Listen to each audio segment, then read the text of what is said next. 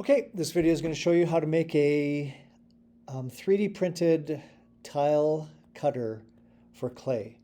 These are two simple ways to do it, but you're going to look at other ones as well once we get rolling. Okay, first thing you could do is you could design it in Tinkercad. So for example, if I drag this cylinder over and let's just increase the size of this a little bit, 35 by 35. And if I drag this cylinder over, make sure it doesn't sit on it, but that it's sitting on the actual build plate. Let's do that again.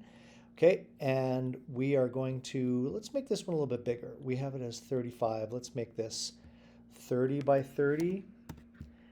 And now you can use the align tool to get these lined up like that, and then group it. And you could now then export this, and now you could cut a circle out of clay using this. Okay, super simple, but that's one way to do it. Another way to do it is using Adobe Illustrator. So let's imagine I had a shape here. I'm going to choose something pretty straightforward, but it could get complicated. And you are going to, the way I did this is I just pressed on the rectangle tool and got the polygon tool, and then you can get the number of sides there. I'm just going to go with a hexagon. So if I click this, and now if I go to path, offset path, and I tell you what, I'm going to make this miter because I want to follow that angular one. And let's go, I don't know, maybe 4 here. Okay, now you see that you have the walls of your little cutter here. So here's what you're going to do. You're going to click on the outer one. Make sure that you're going to fill. Click that so it fills.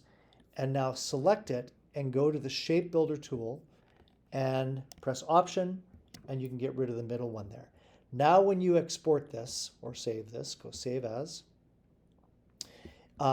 you're going to 3D print that little bit there, not the whole thing. So let's call this hexagon, and you're going to export it as an SVG.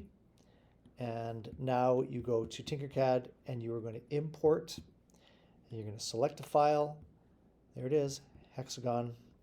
And once you get that in there, you can now 3D print